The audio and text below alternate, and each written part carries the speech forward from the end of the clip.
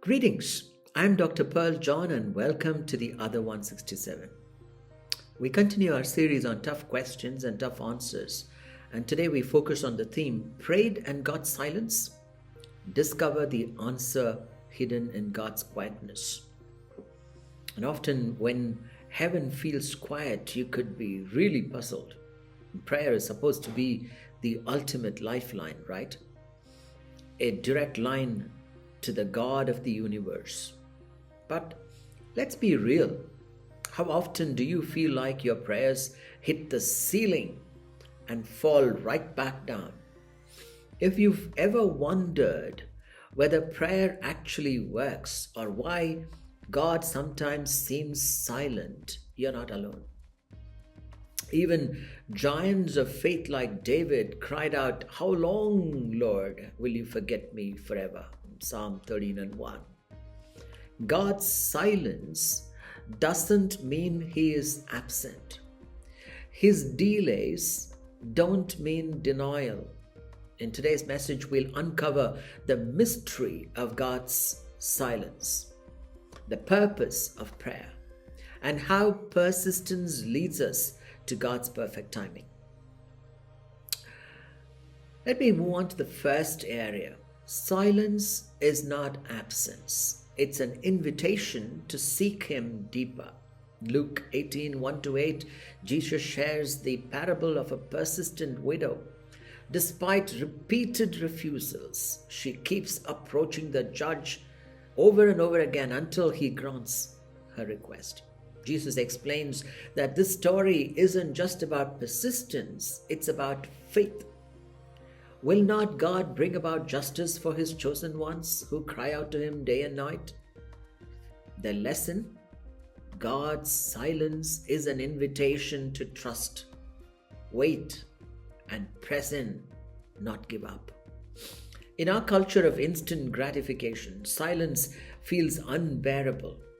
But silence doesn't mean that God has abandoned us.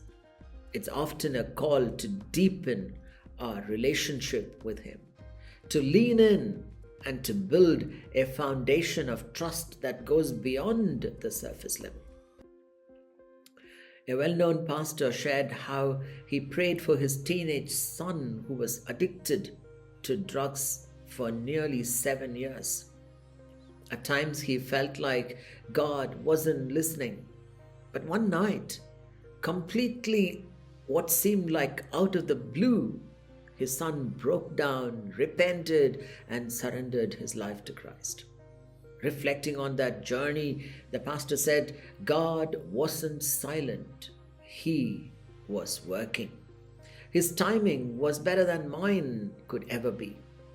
God's silence isn't his absence. It's an invitation for you to lean in, listen, and trust him more deeply. The delay in building your faith, not breaking it. When God is quiet, don't mistake it for absence. Silence is where miracles are born. Secondly, prayer changes hearts before it changes circumstances. Now, this is a very important piece that we need to be cognizant of. In 2 Corinthians chapter 12, verses 7-10, Paul prays 3 times for the thorn in his flesh to be removed.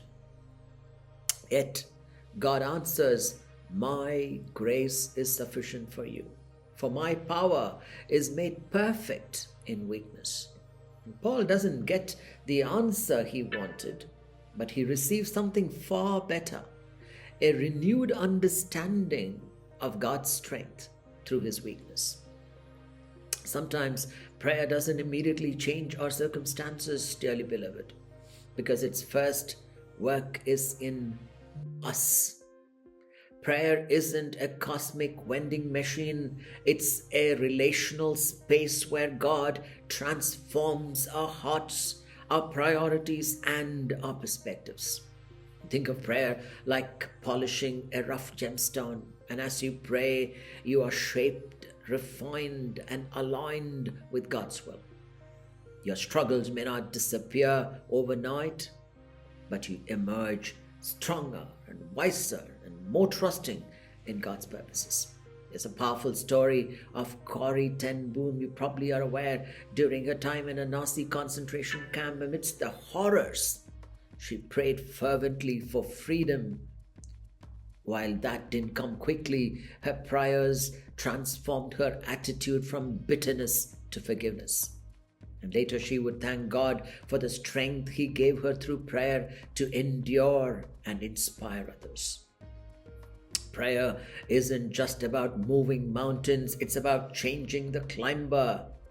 Before prayer changes your situation, it will often change your heart. Prayer shapes us in the waiting, not just in the answering. Thirdly, God's no today might be His yes to something greater tomorrow. Jesus Himself faced divine silence in Gethsemane. He prayed, "Father, if it is possible, let this cup pass from me, yet not as I will, but as you will," in Matthew 26 and 39.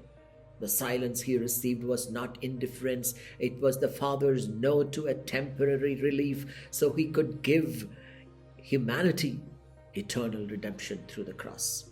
Sometimes God's no is not rejection, it's redirection. His plans are higher, His purpose is greater, and His love deeper than we can comprehend. Have you ever prayed desperately for a door to open only to see it firmly closed on your face? Later you realized that God was protecting you from something that wasn't good for you, or preparing you for something better. Trusting God means believing His no is rooted in His goodness, even when we don't understand. A woman shared her story of being devastated when she didn't get a job she prayed for. Months later, a better opportunity arose, a dream role that fit her skills and passions perfectly. She reflected, "At the time I thought God was holding something back. Now I see He was holding me for something greater." God's no today might just be the stepping stone to His yes tomorrow. His plans for you are greater than your greatest prayers. Every closed door is God's way of opening a better one in His perfect time. Let me conclude and pull this together. Keep praying, keep trusting, keep waiting, for the power of prayer is not in how quickly it changes circumstances, but in how deeply it changes us. God hears you even in the silence, and His answers, whether immediate or delayed, are always rooted in His love and wisdom. When it feels like God is silent, remember, prayer is where your faith grows stronger. It's not just about what God does for you, but what He is doing in you.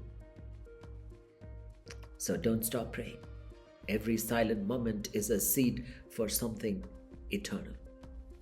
This is Pearl John signing off The Other 167. Thank you for watching The Other 167. We continue our series on tough questions and tough answers next week. Until then, have a wonderful week ahead. God bless.